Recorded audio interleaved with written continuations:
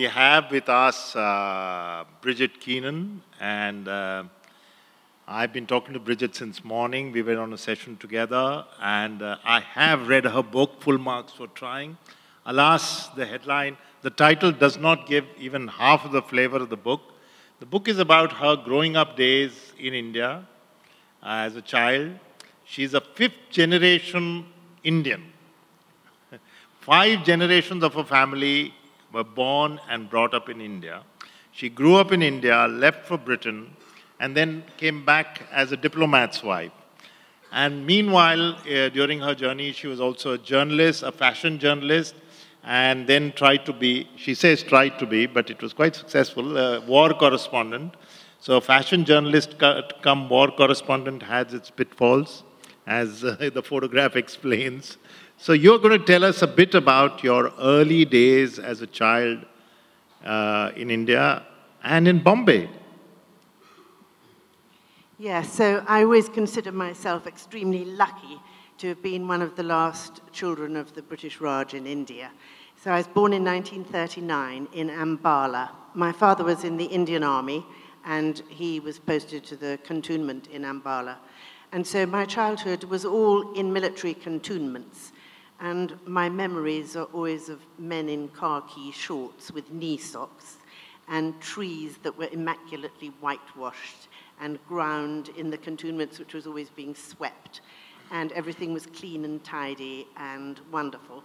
So I spent my first 5 years we traveled around. We seemed to travel an awful lot. I can only track my family's movements through the photographs in the album at home. But we spent a lot of time in Jabalpur. We went around the cantonments until the beginning of the war. And, but in 1945, when the European war ended, my parents were desperate to get back to England because they'd left my brother at school in England in 1938 when he was 10. He was much older than me. And they hadn't seen him for 7 years because they were unable to travel. So we rushed back to England as soon as the European war was over. The war with Japan was still raging, and we went home on a troop ship in order to see my brother. And that meant that I had to say goodbye to my ayah. And I'm going to read something about saying goodbye to my ayah, which might even now reduce me to tears, but this was the most traumatic event of my early childhood. So shall I read that? Please. The saddest event of my childhood was losing my ayah at this time. For some reason, and who knows, maybe they were right, my parents thought that we'd better not to warn ayah or me in advance that we were about to be separated from each other. So we only found out what was to happen the very morning it did, when the car came to take my family off to the station to begin our journey home, in inverted commas, because none of us felt it was home, first to Bombay and then to England, leaving ayah behind to return to Madras, never to be seen again. Compared to the pain and grief of my mum's separation from my brother David, the loss of my ayah Ma, as I called her, must have seemed fairly insignificant to everyone else, but to me it was a calamity. Ayah and I screamed as we were literally pulled apart. I can still hear the sound and feel the pain. We had been together for nearly 6 years, and when I was very small, I used to lie in the hammock made in her lap by the cotton sari stretched between her knees as she sat cross-legged on the floor of the kitchen, and she fed me bits of chapati dipped in honey. Little did I know that life could only go downhill from then onwards. Our parents were hands-on people, but ayah Ma had been my support and protector, my dark guardian angel, never bored or cross or critical, because in her eyes I was incapable of doing wrong. I remember her hands more than anything, small and strong. They were far more versatile than European ones. Ayah's hands could curl round to form a watertight drinking bowl, or they could splash drops of water over you in the bath as efficiently as a shower, or they could become a cloth to wipe away tears or pinch the snot off the end of your nose. Her wiry brown fingers could be tweezers squeezing splinters, or they could be mangles painfully scraping back and wringing out your hair, after it had been washed. Or if she was comforting you, her hands could be as soft and soothing as a lullaby. That's my ayah. Very nice. So after, she's got another excerpt, but let me give you a little bit of the background of that excerpt, because I was quite fascinated to read that particular portion, which you're about to read. So the last contingent of British soldiers left India in 1948 from Gateway of India. And it was a very moving ceremony. And, you know, it's kind of this magnified several times of these soldiers who have worked here finally saying goodbye to Indian shores.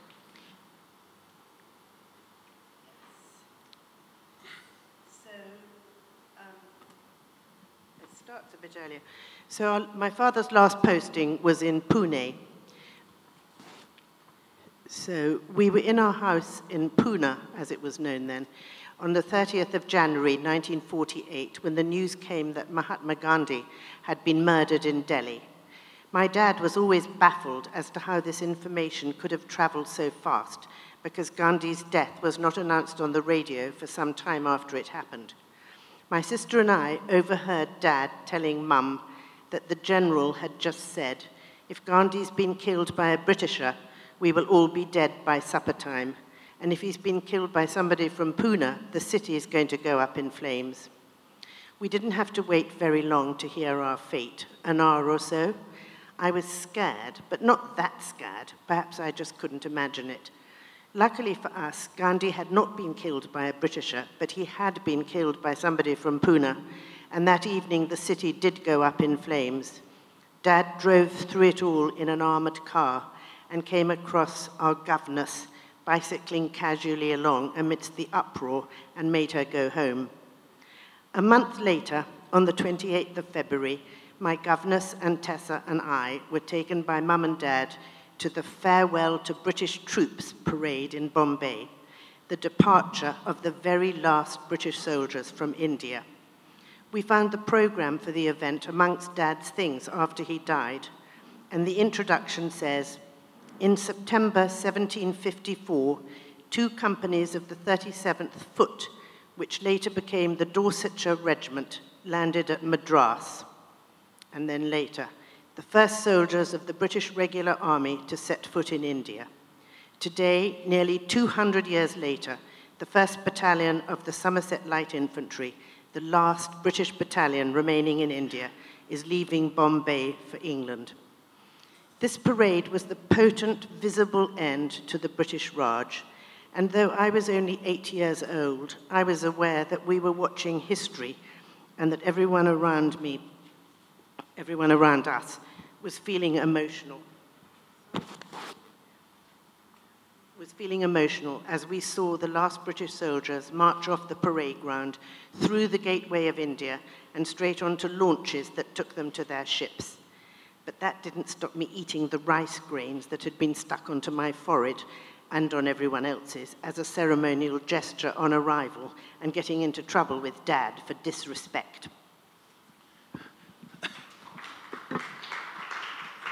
Brigid, I have read another of your books about your posting to India, but this book is a very interesting mix between your Bombay Indian childhood, and you have some very sharp memories here. Sometimes these things stay.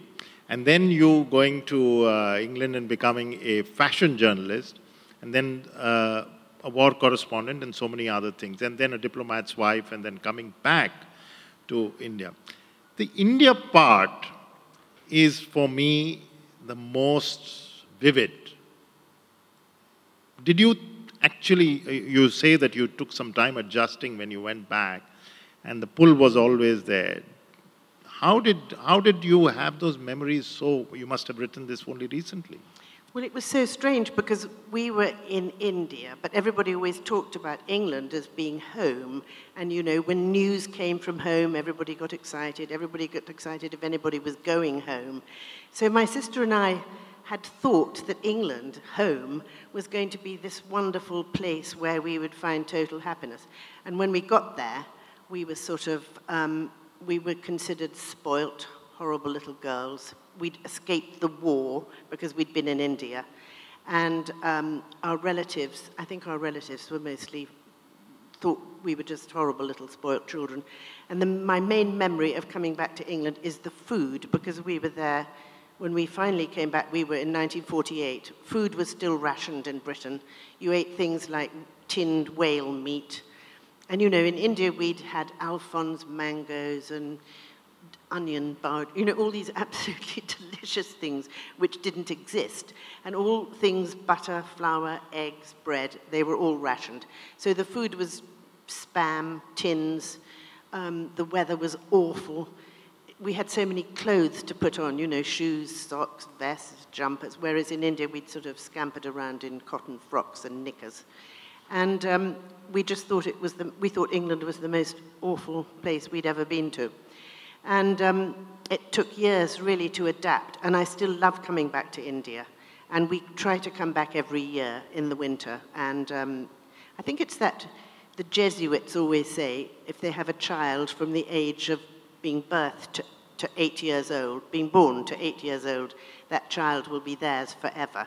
And so I was in India for those crucial years. So I think India is in my heart forever. And my parents were homesick. We were all homesick. And then I did what all girls of my age, in my background, did at that time. We left school at 16.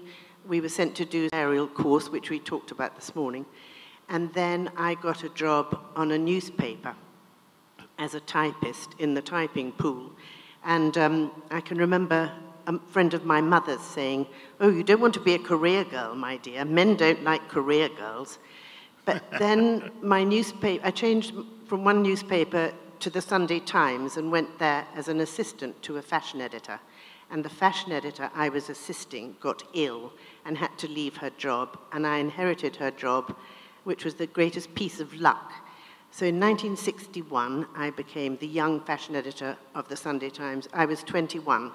And it was the time when the fashion revolution with Mary Quant, David Bailey, all these new figures were coming onto the scene, and I was there to enjoy it all and love it all. How did your parents adjust to life in Britain? If I may just say, if you can talk about your father, an acting army general who's got this retinue of staff, people at home, domestics, people at his beck and call, cars, jeeps, and then he goes back to England and has to make some adjustments. Yes, so we went back to England in 1948, and of course the British Army of the War had been demobbed in 1946. So in 1946, 6 million British soldiers had to leave the army and get civilian jobs. So that was a huge number of civilian jobs taken in 1946. Then after the independence of India in 47, the 60,000 British who'd been in India, on the whole, went back. My father stayed on an extra year, but they went back, so the jobs went to them. So by the time my father came to look for a job, the only job he could get was as the 8th cowman on a farm. And his best friend, who was an admiral, the only job he could get was as a lavatory attendant. An admiral in the Indian Navy. Yes. So he was a lavatory attendant on Waterloo Station. But these men had lots of grit in those days. My father, you asked me whether my father sort of joined up with other ex-India hands to talk about India, but he never did. I think India was in his heart always. And I can remember a terrible day when I had been to lunch with an Indian friend and was taking my father and mother back to where they lived then. And in the car, my father cried and said that he was crying for the fact that when he was in India, in the historical time that he was in India, it was not possible for him to have an Indian friend as close as the Indian friend we'd just been to lunch with was to me. And he cried, and then I found myself crying because I just thought all these good people, but prevented by ridiculous power and rules and regulations from living the kind of life they would have really liked to live. But he never harked back. In fact, I wrote this book for him because I thought he was full of courage and never harked back, taught us never to hark back, and made the best of what life had to offer him. Your mother, did she talk about the good old days? They never talked about the good old days. She had to learn to cook because, of course, she couldn't cook a thing because she'd always had a cook. And so we children lived through some fairly terrible meals. But in the end, she became quite a good cook. They settled down. They didn't kind of investigate their feelings very much. They just got on with it. It was just after the war. Everything was in turmoil. They just sailed ahead, really. Your two sisters were older than you. Did they have stronger memories? My older sister, when we came back in 1945 to see my brother, and then we went back to India again, leaving my older sister at home to be educated. And she was very upset about that. She wanted to come back to India with us because, like us, India was her home. England was not her home. But she was left, and my younger sister and I went back. And then when we came again back to England 2 years later, my sister said it was like moving from Technicolor into black and white. And that's how I still think of it. My memories of India are all in color. My memories of England are all in black and white. So this fashion editor job, now let's move on to your job as a fashion editor. You're more or less thrown into the deep end because your boss takes ill and all that. Tell us about the 60s. I mean, the 60s must have been glorious. Oh, the 60s was, I can't tell you how lucky I felt, because it was the sort of dawn of a new era. The post-war era ended in the late 50s. And this was a sort of rebirth of fashion, because of course everything had been rationed and limited, and this was a kind of rebirth of fashion with a whole new set of people. So most girls in England at that time made their own clothes, and we couldn't find anything in the shops to buy because everything in the shops was kind of designed for our mothers, and we didn't want those things. So we all made our own clothes, and then some of us who were making our own clothes quite successfully went on to manufacture them, and these were the new young designers, Mary Quant, all kinds of people like that. Then there were new hairdressers that suddenly were cutting hair in a different way. Because in the 50s, girls of 17 looked like 35-year-olds, because we all had brown, permed hair, because there was no such thing as hair dye, and no such fashion as wearing your hair straight and sort of unpermed. So kind of overnight, we stopped looking like 75-year-olds or 35-year-olds and began to look like proper teenagers. And there were stars like Brigid Keenan, who wore her hair long, and all kinds of people we could copy. And it was a different world. And the fashion world now is all to do with corporations and big business and people like Philip Green, who have 2 yachts and a plane. But in those days, it was amateurs kind of trying to put their ideas into manufacture and genuinely being extremely creative. It was a real dynamic force in the early 60s. And then, of course, there was the birth of the miniskirt.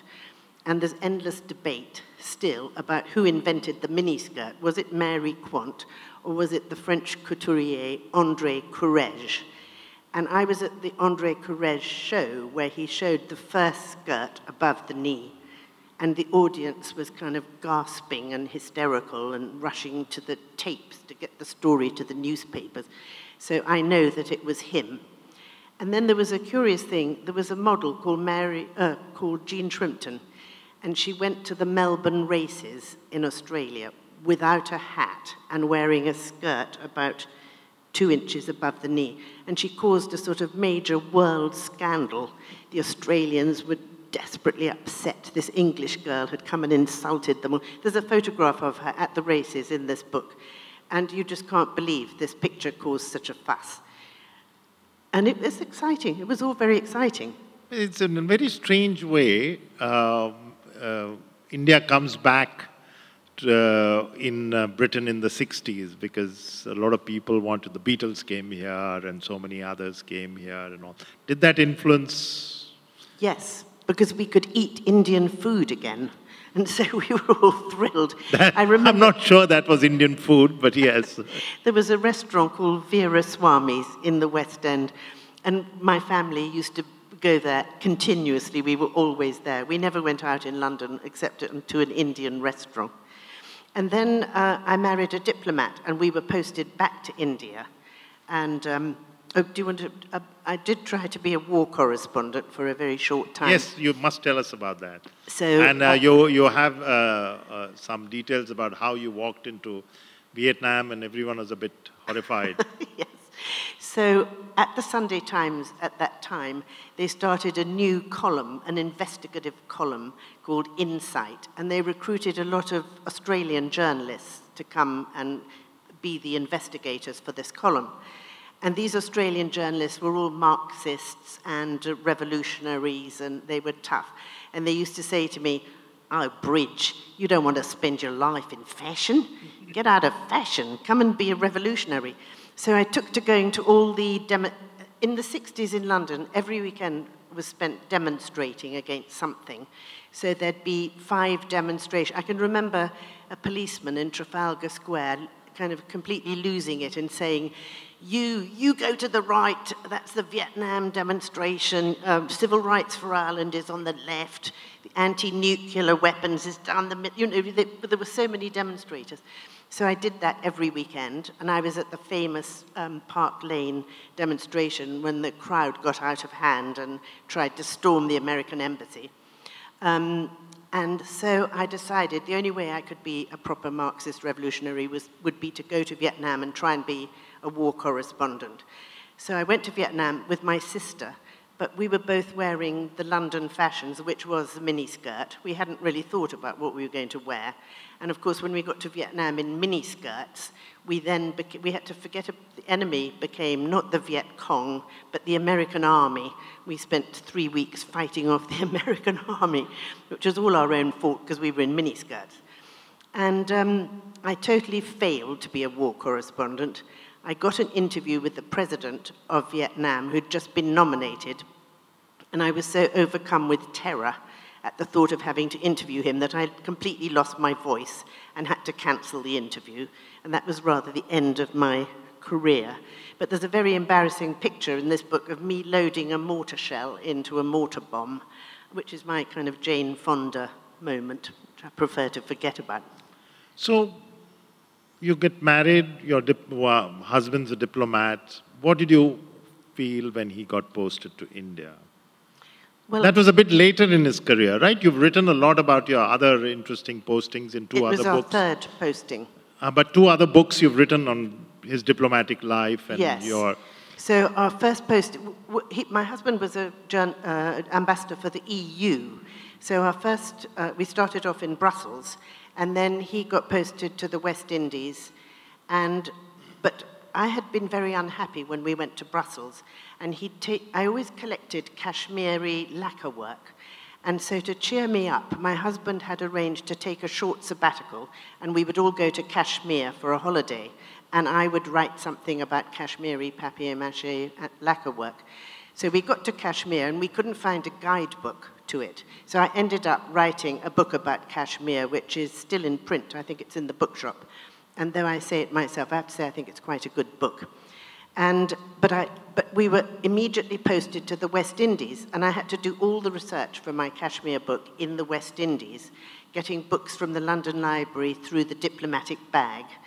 And I managed to finish the book in the West Indies, and at that exact moment, my husband heard we were to be posted to Delhi. So I let out a scream of frustration because I could have written the book very easily in Delhi. However, I'd written it, and we were sent to Delhi. And at that moment, I was given a column in Punch to write, which was called Blubbings of a Memsahib. And I had great fun writing this column in India. And I'm going to read something. From the column? Not from the column, from the book about being posted in India. Please do. I think you should, the name of the book. So this is a book I wrote about being a diplomat's wife when we were posted in Kazakhstan, and there was absolutely nothing to write about in Kazakhstan. And I didn't speak Russian, and I didn't speak Kazakh. but I had always kept a diary, and so I turned the diary into this book, which is supposed to be a funny book about being a diplomat's wife. And the reason I did it is I went to a party for the papal nuncio in Kazakhstan, and there was a very sad-looking woman there, and she was the young wife of the Romanian ambassador. And she came up to me during the party and said, I'm so unhappy here. I'm a doctor, but I'm not allowed to practice here. I have to pass a whole lot of exams, and I haven't passed them, and I don't know what to do with myself. And then she said, you're old, you've been traveling with your husband for years, so can you tell me, is it worth it, or should I just go home now and make my own life? So then I thought, oh God, I don't know what to say. I can't just answer her like that. I don't know whether it's been worth it or not. So I went home, thought about it, looked at the diary, and then produced this book, which says it is worth it. But this is something I wrote when we were in India.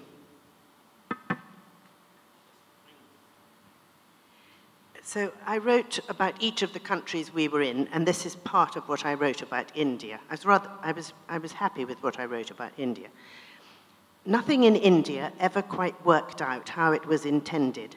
At a craft fair, I found a man making the most beautiful embroidered shoes.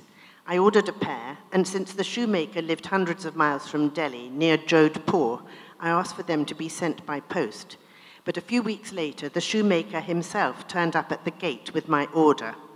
The shoes were absolutely exquisite, but enormous. Why did he make them so big, I asked him, when he had actually drawn round my foot on a piece of paper? He explained that he thought my feet might have grown in the few weeks since he'd seen me. This, the human error factor, was what drove you bananas in Delhi, but it was also precisely the most endearing thing about the place, because it meant that you never knew what was going to happen next. In India, truth was always stranger than fiction. I was brought up to believe that reading novels before lunch was decadent because chores had to be done first. For this reason, I always felt slightly guilty reading the Indian newspapers at breakfast. The stories were better than any book. Man bites snake to death. Stray dog steals newborn baby from hospital. Young girl kidnapped from her home 12 years before turns up on doorstep as a blind beggar and is recognized by an old servant and saved. The story that gripped us most in all the time we were there was the one headlined, "Noted NAD exponent beheaded." The murder victim was apparently in the Guinness Book of Records because of his moustache, which was 6 foot long and worn coiled up on his cheeks like 2 giant Catherine wheels. At the time we read the story in the paper, the police had not yet found his killer. My husband suggested that perhaps they should be looking for the man with the 5 foot, 11.5-inch moustache who wanted to get into the Guinness Book of Records. As for being a NAD exponent, the paper did not reveal what a NAD was, but we discovered later that it was a musical instrument which solved the arguments we'd been having about whether or not you could use the word NAD in Scrabble. With its vast population, events in India were always over the top. We once read a newspaper story about a car accident which read, "Of the 33 people traveling in the Jeep, 16 died immediately," etc., etc. 33 people traveling in a Jeep. How was this possible? When you saw the word mishap in an Indian newspaper, you had to brace yourself for something terrible. A mishap in England might mean knocking over a cup of tea at the vicar's party, but in India it meant disaster, as in ferry mishap kills 250. There was also a tendency to describe organizations as bodies, which led to some gruesome headlines. New head for body, farmers to open body. Once we saw a headline that said, "Body to help medical victims," but as my husband pointed out, medical victims were likely to be bodies themselves. You had to adopt an Indian way of thinking, or you could find yourself on the wrong wavelength, as I did when I saw pulses rise in Delhi and thought it must be a tale of passion and romance, only to find the price of lentils had gone up. Or when I read, outlook grim for Paddy in Orissa, which was, of course, not about the danger facing, which was, of course, about the danger facing the rice crop and not a lone Irish traveller. So, so these are laugh out loud moments. And your books cover, as far as India is concerned, maybe beyond too, your books covered everything from deep nostalgia to this somewhat funny side. But you were telling me, and it's there in the book also, that your husband was barely here for 2 years, and it was time to pack up. And that must have caused a little bit of heartburn. Well, that caused terrific heartburn. In fact, we've sort of barely got over it, because we were posted here for 4 years, and then we were here for 2, and then he was offered a raise in his posting. He was offered a job as ambassador in the Gambia in West Africa. So he had to choose whether we'd leave India and go to the Gambia and he would be an ambassador, or whether we'd stay on in India for the rest of our posting, which was another 2 years. And he chose ambition, and we went to the Gambia. And I always feel that I was done out of my other 2 years in India. Because the first year was mostly taken up with trying to find somewhere to live. And the second year was taken up with having to send our daughter to boarding school, which she's never forgotten and never forgiven me for. And so I was looking forward to the third and fourth years when we would sort of settle down and make friends and be really happy and relaxed in India. But those years never happened. So now, as I said before, we try and come back every year, especially now my husband's retired. So you do come back and all that. So do you feel any old connect when you come back, or each time you just come as a tourist? No, when we arrived on Thursday night, and the plane, I stepped out of the plane, it all comes back. Well, especially Mumbai and not Delhi, because Delhi's cold at the moment, but Mumbai, the heat and the smell and the humidity, and I just want to do a sort of Pope thing and kiss the ground when I get to the bottom of the steps. It all comes back. Of course, it's not the same India, because I was in the India of the British Raj, but basically, it is the same India. And it was the India of cantonments also, which you experienced at that time. And then you came back, and that was the India of the streets and everything else, which is quite different. Yes, in fact, we live in Somerset in England, and we have to very often drive from London to Somerset, and we go through a British military town called Lark Hill, which is exactly like an Indian cantonment. And every time we go there, I kind of stop the car and have a look around, because it's all the same, you know, whitewashed trees, everything immaculate, the only sort of really tidy place in the whole of England. And it always reminds me so much of my childhood in India. So, any other book, did you think of ever collecting your Mem Sahib column or something like that in a book? No, but I've written my Indian things in these 2 books, but I find myself reading other Raj authors. So I love the work of Ruma Godden, and I love I love other authors there's a sort of group of us who were born in India, most of them older than me. And they all write about India a lot, and I love reading those books. Is that what Molly Kay and people like that? Those kind of MMK wrote The Far Pavilions. Yeah, MMK. No, I don't like her so much. I like Ruma Godden because she writes about her childhood. Yeah, I think he lived here for a long time. Yes, she did, and she wrote this wonderful book called The River, about a little boy who is bitten by a cobra and dies. Made in a movie and things like that. Yes, made into a wonderful movie. So, you told me that you have some other Indian language tricks that you're going to tell us about. Oh, did I? I've got some more here. This is about trying to find a... Because I thought that I think the crowd will be audience will be quite interested in hearing you recite Indian poems. Yes, I'll read this bit.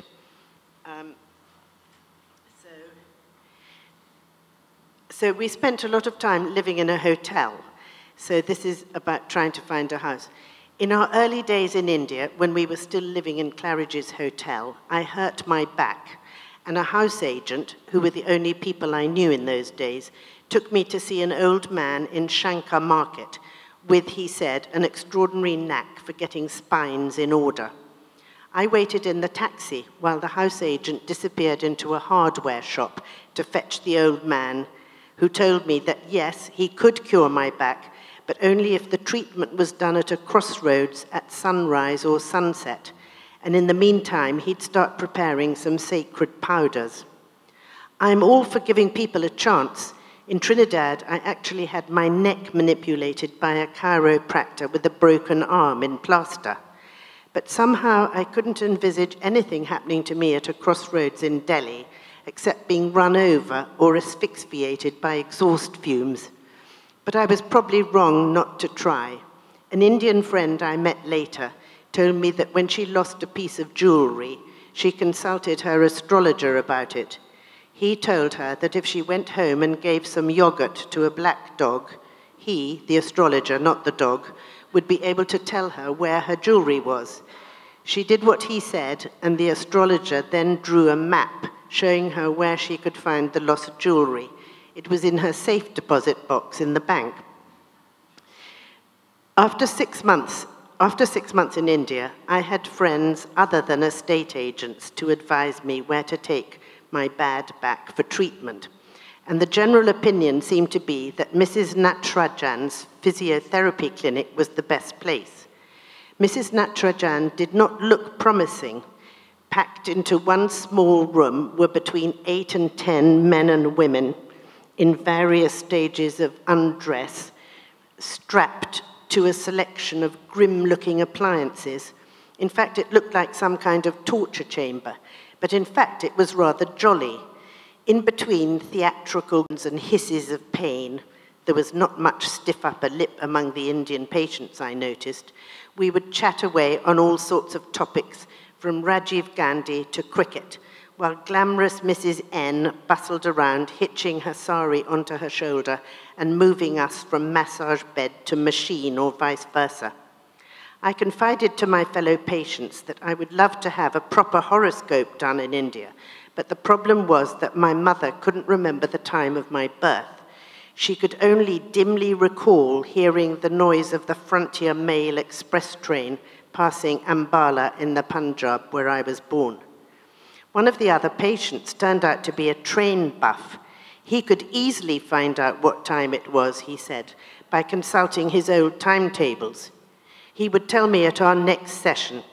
Sure enough, at our next appointment, he turned up with everything written down. Only one question remained. Was the train going up or down? I rang my mother that evening. She tried and tried, but she couldn't remember. So that was the end of my accurate horoscope forever. Once at the clinic, from behind a screen, I heard a curious exchange between Mrs. N and an Indian gentleman.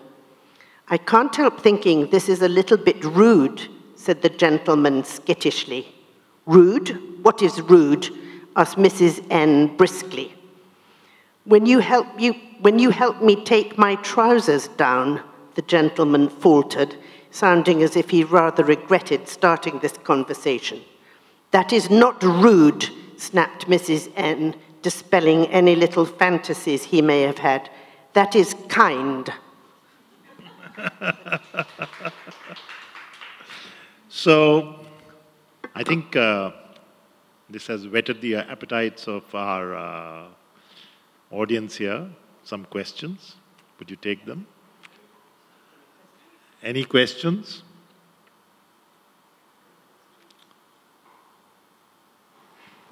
I can recommend both these books.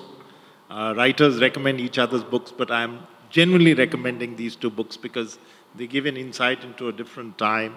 Very charmingly written, Brigid, I must say. No questions at all? Mahesh?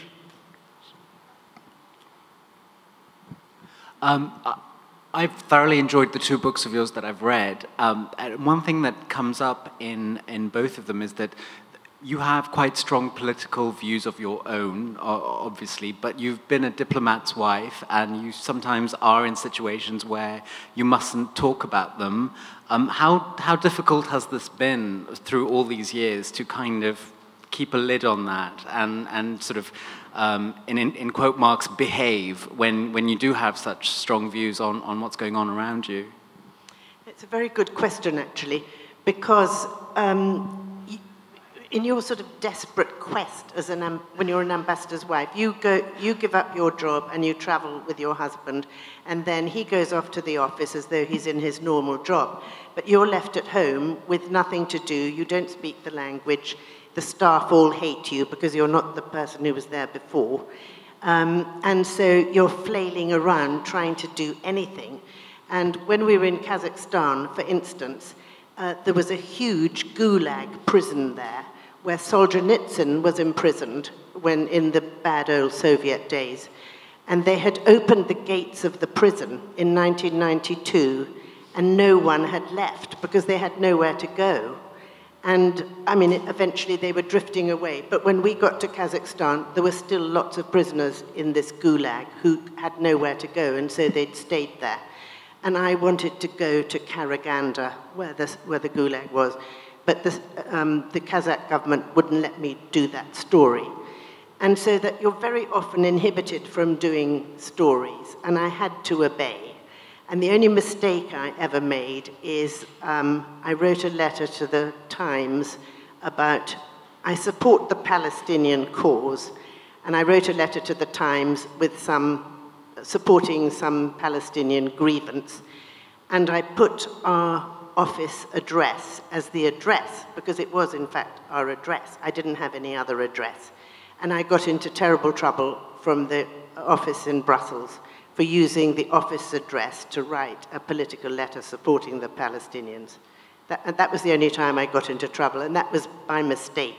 I just put the address because I couldn't think of any other address. But you're right. I mean, it is constraining. We were in the West Indies when Grenada was invaded by the Americans, and we happened to have the only telephone in Trinidad that could connect to Grenada. And so I had the chance to do a really good story there, but I wasn't allowed to do that either. So you are stopped from doing things you want to do.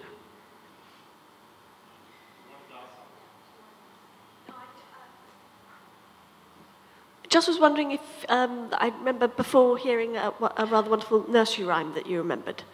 Wondering whether we could hear that again. Oh, this is my friend, Olivia Dalrymple, William's wife, and she heard me, my ayah taught me how to say Little Miss Muffet in Hindustani, and I said it at Jaipur last year, and she wants me to say it again, but I don't know whether any of you want me to say it. So I'm going to say it. This is what I was taught by my ayah.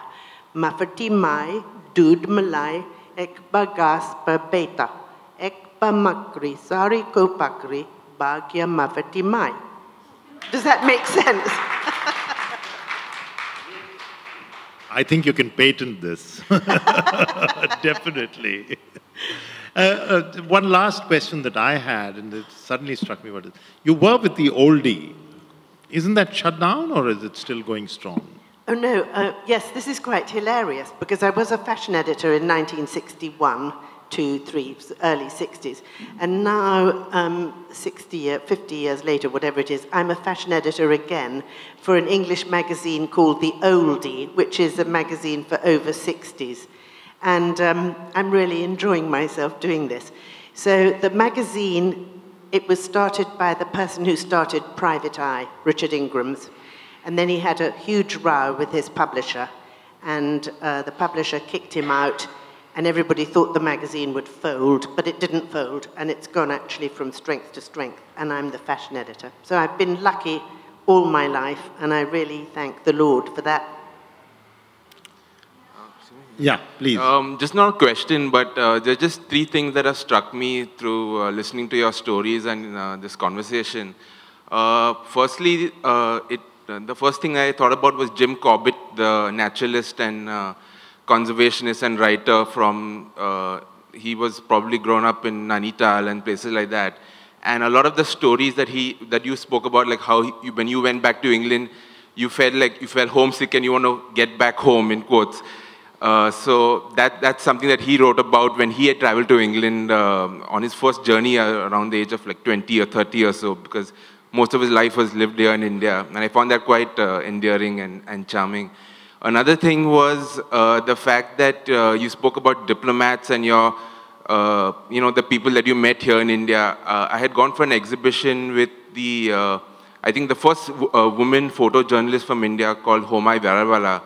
And she also spoke about a lot of these basic interactions that she had with diplomats and people like that she photographed, and all her correspondences in letters and so on with them back and forth. And that's another thing I thought about.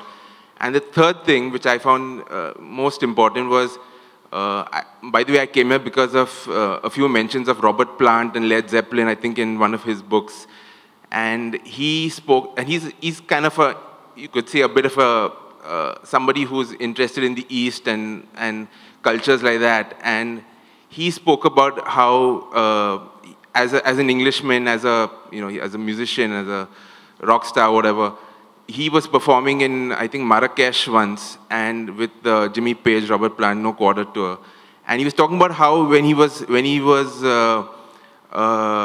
performing, one of the sort of amplifiers, it was in a public square, and when he was performing, one of the amplifiers started to slowly move away from him while the performance was happening, and he realized that it was being, nicked, if you will, by the audience members. And in a strange way, he found it really interesting and endearing. And so things like this have sort of made me, as an Indian, appreciate India and cultures of the East quite a bit, because of people like yourself who write about your experiences here. And I just want to thank you for sharing your experiences and things like that. Thank you. Thank you very much.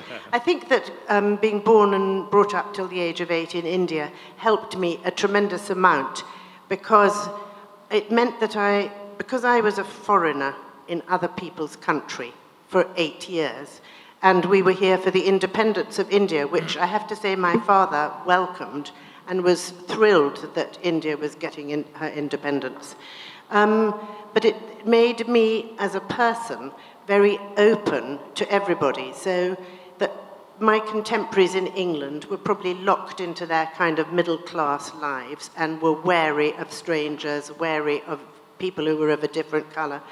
They were wary and kind of enclosed against those people. Whereas because of my childhood, I was very open to everybody. And I think it's helped me tremendously as a journalist that I can talk to anybody, and I don't have a sort of carapace of English inhibition, which I hide behind. Because of those 8 years in India, I find that it's helped me tremendously in my life as a journalist. And so I would like to thank India for that.